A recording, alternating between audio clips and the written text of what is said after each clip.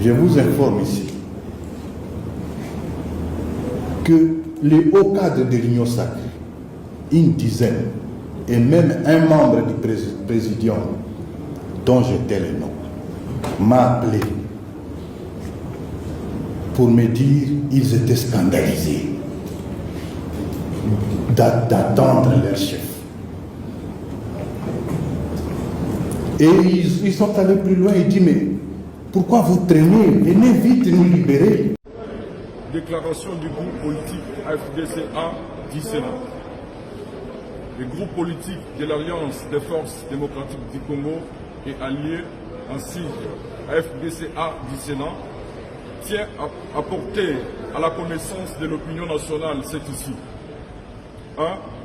La récente sortie médiatique de l'honorable Modeste Bahati Lukwebo, autorité morale de notre regroupement politique, n'a jamais fait l'objet d'aucune discussion ni validation préalable au sein de notre groupe politique.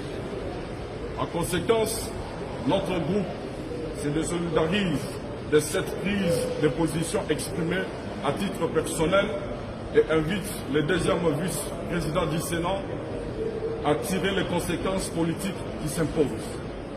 Nous réaffirmons notre soutien indéfectible à la vision et aux réformes engagées par son Excellence Antoine Félix Tshisekedi Tshilombo, président de la République.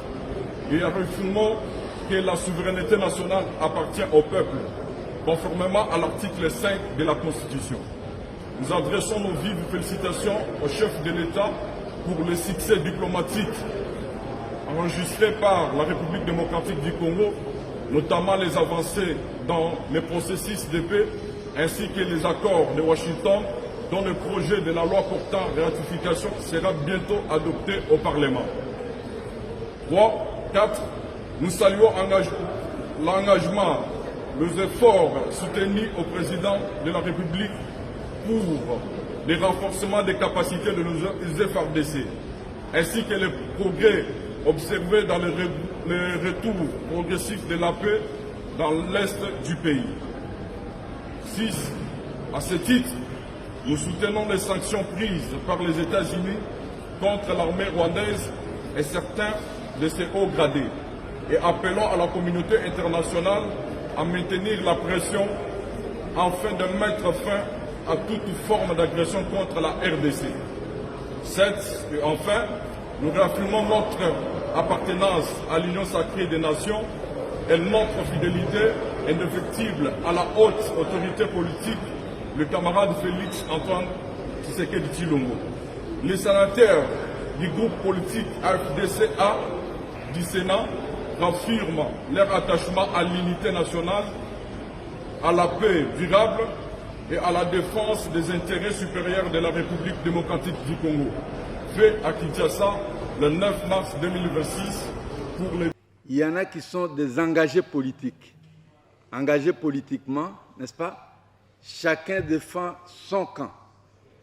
Moi-même, avant de prendre ma retraite en politique, j'étais dans un camp. Nous avions envisagé le changement de la Constitution. Et ceux qui sont au pouvoir aujourd'hui avaient contesté. N'est-ce pas? Et aujourd'hui,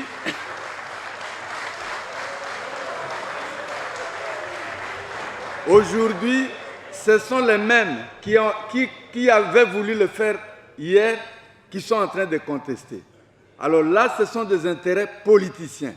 Mais ici, nous devons parler comme scientifiques. Nous devons voir un peu l'intérêt de notre pays.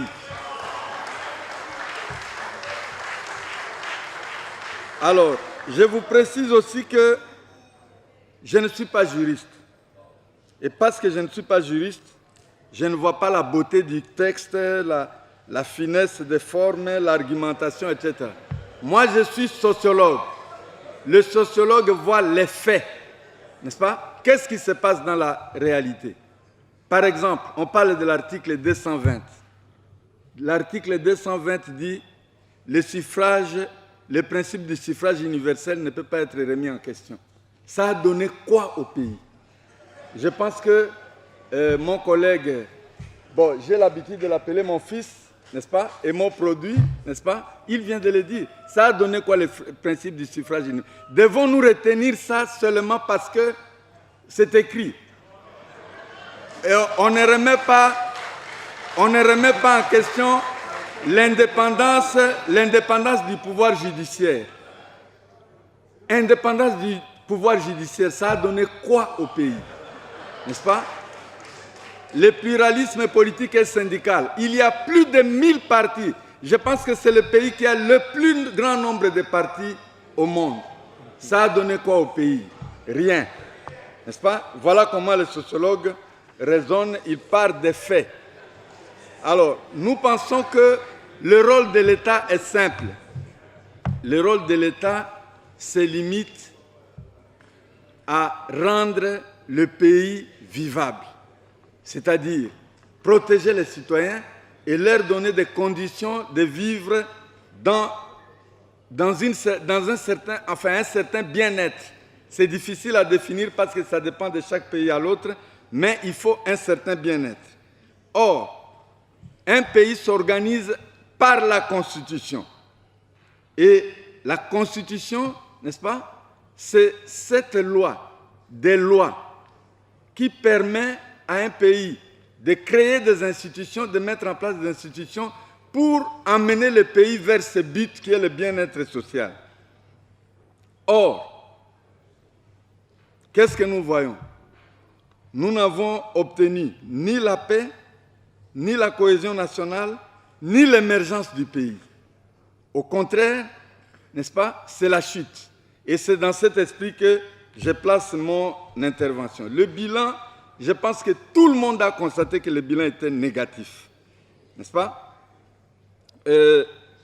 On vous a dit comment cette constitution est née, même si on n'accepte pas. Cette constitution a été, la mouture principale vient de l'université de Liège.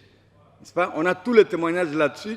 Ce n'est pas quand quelqu'un vous présente un texte et que vous corrigez la virgule et le point, vous ajoutez un petit, que le texte devient à vous. C'est une constitution étrangère. Et j'ai beaucoup aimé le terme utilisé par les représentants de Mouzito, le péché originel de 1960. N'est-ce pas? Où on nous a donné une constitution qui a créé des problèmes au pays. L'application de cette constitution n'a pas atteint les objectifs assignés.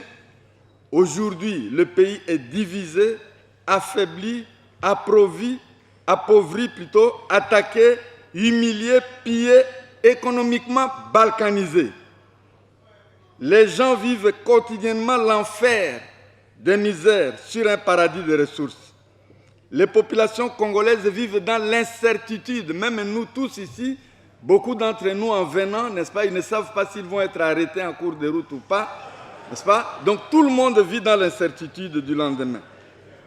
Et nous sommes arrivés à une situation où, n'est-ce pas, on défend la décentralisation, je ne sais pas ce que ça a apporté, mais ça a remis le tribalisme au plus haut niveau de chaque province.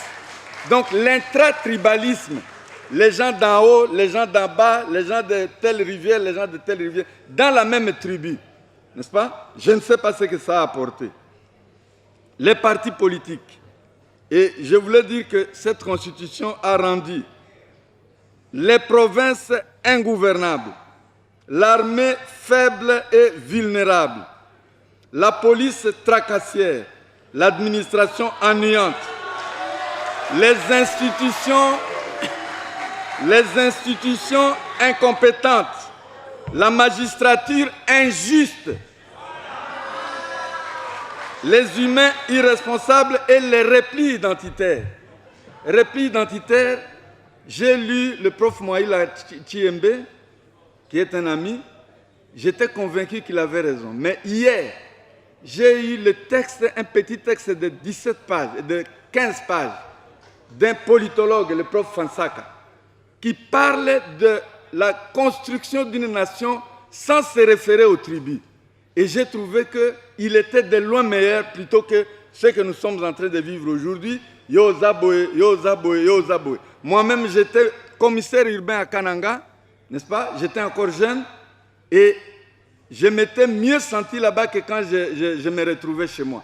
Alors, comment construire une identité congolaise inclusive qui ne puisse pas catégoriser les gens selon leur origine? Ça, c'est un problème. Nous sommes aujourd'hui, il y a le professeur Bissa qui a parlé de l'État vampire, n'est-ce pas? Et dans ce sens-là, moi je parle d'un État sorcier.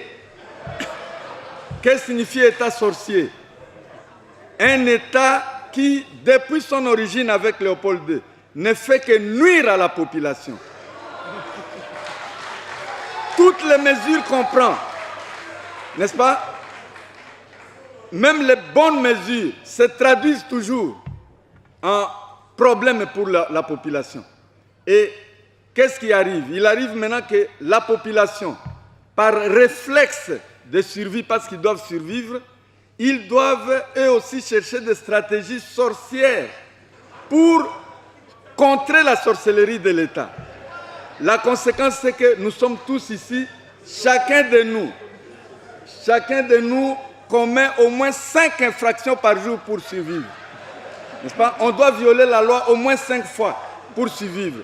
On insulte, on corrompt, on vole si on peut le faire, etc., etc. Alors, nous devons donc réfléchir sur notre pays de manière objective. Parce que comme les universitaires ne réfléchissent plus, vous devenez tous des universitaires inintelligents. C'est-à-dire, vous ne comprenez même plus ce qui se passe dans le pays. Et alors, les charlatans nous remplacent dans les débats. N'est-ce pas? C'est pour cela que vous voyez le succès des réseaux sociaux. Alors, et nous sommes revenus au degré zéro, comme disait Kankwenda, mon maître Kankwenda, n'est-ce pas, de la dynamique politique en RDC. Alors, que faire? Pourquoi nous nous accrochons à ce qui ne marche pas? La démocratie. Nous nous accrochons, tout le monde, non, processus démocratique, ça a porté croix à l'Afrique même. Et dans le monde, dans l'histoire du développement des pays, aucun pays n'a été développé par la démocratie. Le système démocratique est une conséquence d'un certain niveau atteint. Les Européens sont dans cette situation parce qu'ils avaient surexploité l'Afrique. Ce sont les Noirs, les Noirs africains qui ont construit le capitalisme américain. Alors ici, on vient, on nous donne démocratie, tout le monde répète démocratie. C'est quoi? Même dans les pays occidentaux, il n'y a pas 2 pays qui votent de la même façon. Chaque pays a son système électoral. Mais pourquoi nous ici, on nous impose un système électoral, n'est-ce pas, dont mon jeune collègue ici a dit que dans un pays des illettrés, n'est-ce pas, vous venez avec un suffrage universel où le Chegue a la même capacité de voter que le doyen de la faculté de droit.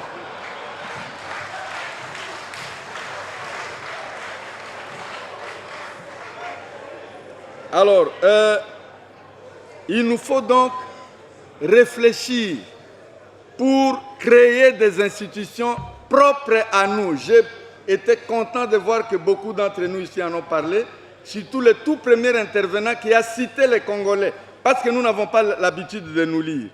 Les institutions ne s'importent pas. Les institutions doivent émaner de nous. Nos propres besoins, nous les théorisons et nous créons des institutions en conséquence. Or, jusqu'ici, nous ne faisons que reprendre, continuer les institutions coloniales. Mais par la suite, je prends encore au mot professeur Bongeli. Quand il intervenait, il a fait voir que la question relative au changement ou à la révision, il y a 2 camps dynamiques. Ceux-là qui soutenaient les démarches hier, aujourd'hui, ils sont contre ces démarches. Mais j'ai réfléchi à mon niveau. Si tel est le cas, qu'est-ce que nous devons proposer en droit constitutionnel? Et voilà le fond de ma contribution. Entre le contexte et la nécessité pour une réécriture consensuelle de la Constitution de la RD Congo, contribution au débat. Je vais bien aller au-delà de toute littérature par rapport au concept.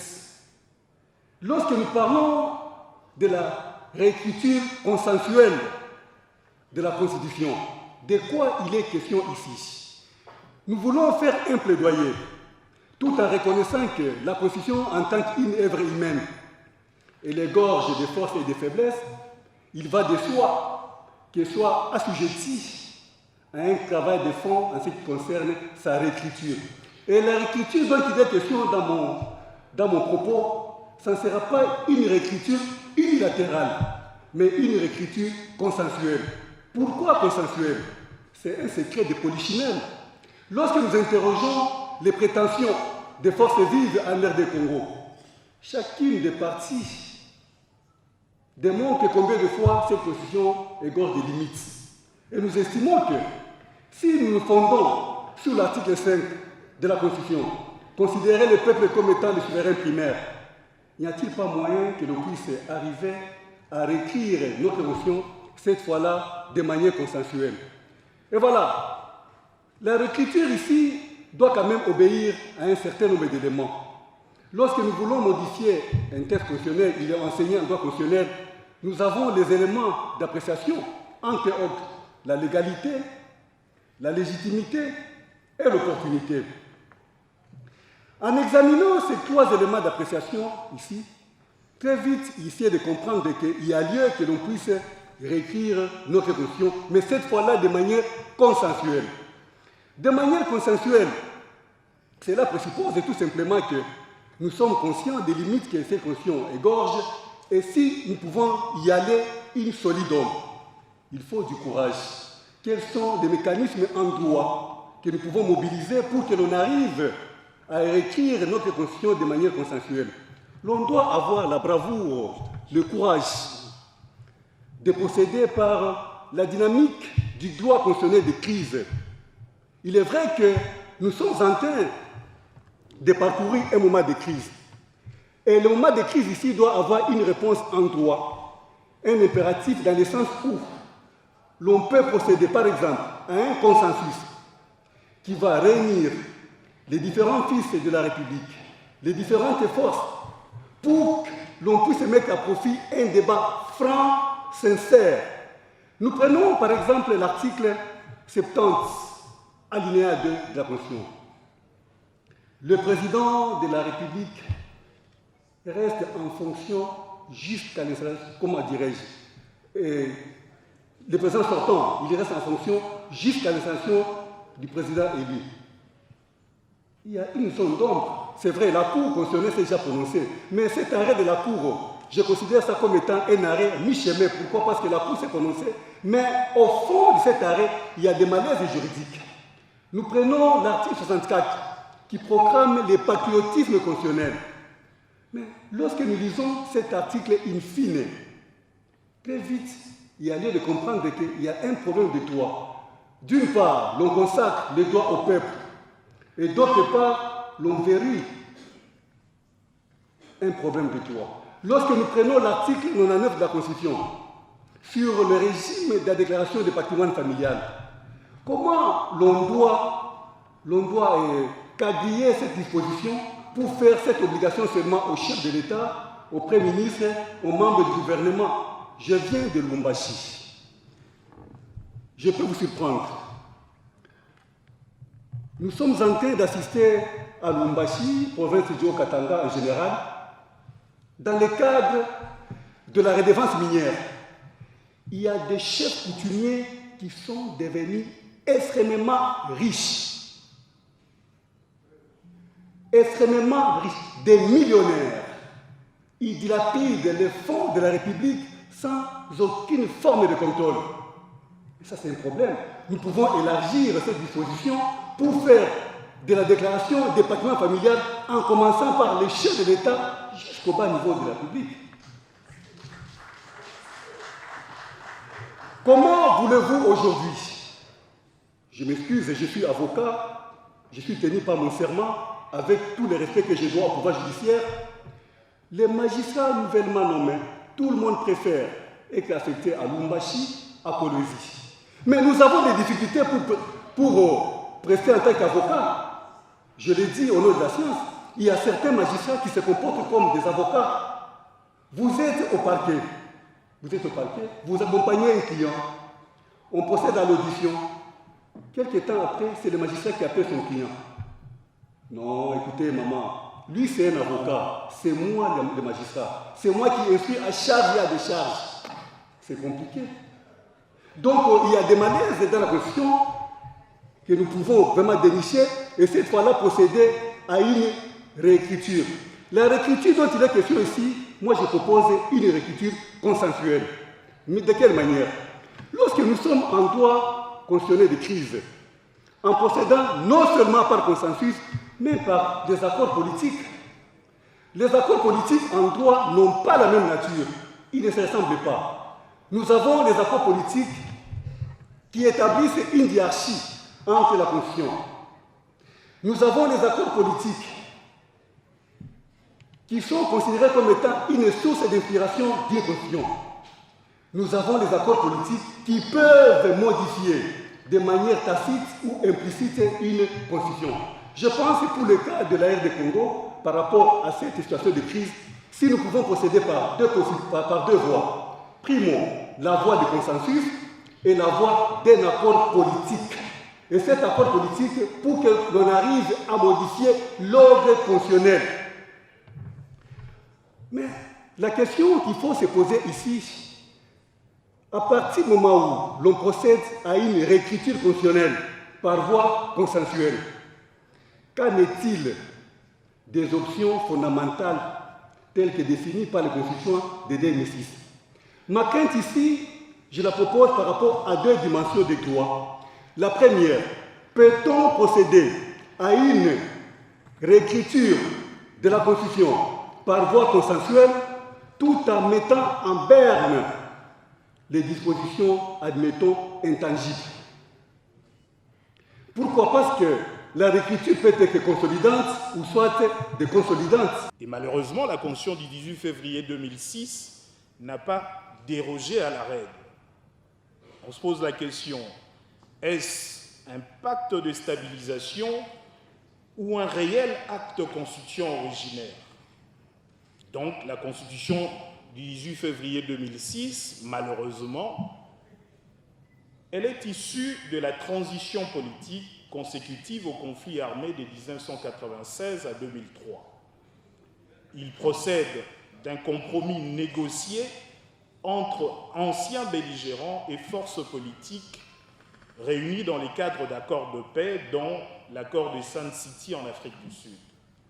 Ainsi, son élaboration s'inscrit dans une logique de pacte de stabilisation que dans celle d'un exercice souverain et autonome du pouvoir conscient originaire. Parmi les options qui démontrent que c'est plus un pacte de stabilisation et de partage de pouvoir et de parcelles de pouvoir, c'est la subdivision territoriale en 25 provinces plus la ville de Kinshasa, l'instauration d'un régionalisme constitutionnel poussé, où nous avons aujourd'hui des provinces qui ne savent pas fonctionner, faute de préalables économiques et infrastructurels, l'affirmation d'une décentralisation excessive avec villes, communes, secteurs et chefferies comme des entités territoriales décentralisées qui peinent à fonctionner. Aujourd'hui, on a des conseillers municipaux non payés, à la limite clochardisés. Ce choix, marqué par une logique de partage des leaderships et des privilèges de belligérants, bien que juridiquement cohérents, ont soulevé des difficultés d'appropriation institutionnelle et de mise en œuvre pratique. Ils traduisent parfois davantage un compromis politique qu'une vision constitutionnelle unifiée d'un débat constituant pleinement souverain. Alors, qu'est-ce que nous proposons? D'abord, la grande question qu'on a soulevée, c'est est-ce que le référendum suffit-il à conférer une légitimité originaire à un texte élaboré dans le cadre d'une transition négociée. Nous estimons d'ailleurs, avec le force à présence, le référendum était en réalité un plébiscite. D'où le problème d'appropriation aujourd'hui institutionnelle.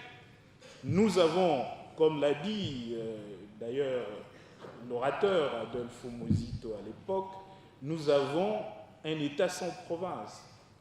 De provinces à qui l'on peine de donner les ressources et qui ne réclament pas non plus leurs propres attributions. Et comme proposition, il y a donc la nécessité d'un véritable pouvoir constituant originaire pour corriger le péché originel. Cette proposition consiste à dire que nous devons activer le pouvoir conscient originaire authentique, principalement par deux procédés. Premièrement, en amont, il faut une habilitation populaire explicite. Il faut que le projet de constitution soit soumis lors des élections et à la fin, il faut une ratification par le peuple du projet constitutionnel qui sera élaboré. Donc, nous estimons à la fin que la génération des hommes politiques actuels et des élites a deux choix, soit de rester dans le péché originel en se limitant à réviser l'actuelle constitution, soit de corriger le péché originel en élaborant et adoptant une nouvelle constitution. Une constitution n'est pas un simple texte juridique. C'est le pacte fondamental par lequel un peuple organise son destin. En débattre n'est ni un tabou, ni une distraction. C'est l'essence même de la démocratie. Empêcher ce débat serait une véritable dictature intellectuelle. Et dans la République, cela n'est pas du tout acceptable.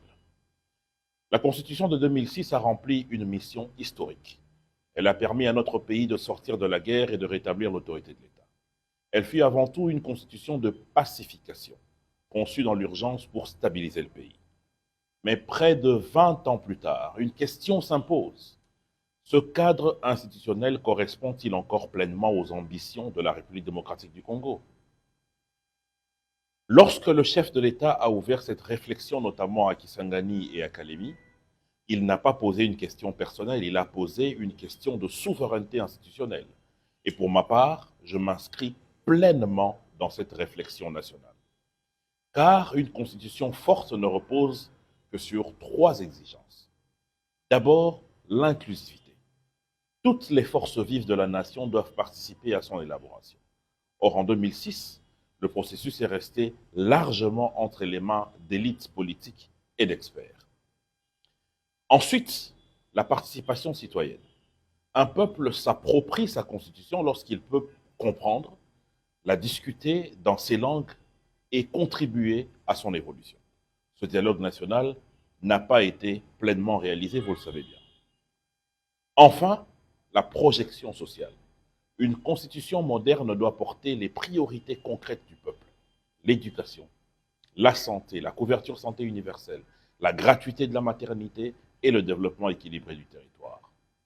L'enjeu est donc clair. Passer d'une constitution de sortie de crise à une constitution de projection nationale et de développement. Mais si nous continuons à personnaliser ce débat, nous allons manquer l'essentiel. Car une constitution n'est forte que lorsque chaque citoyen peut dire en conscience « cette loi fondamentale est l'expression de ma volonté et de celle de mon peuple ». Peut-on réellement dire cela de la Constitution de 2006? Congo Avenir. Mboka ya Bakongo.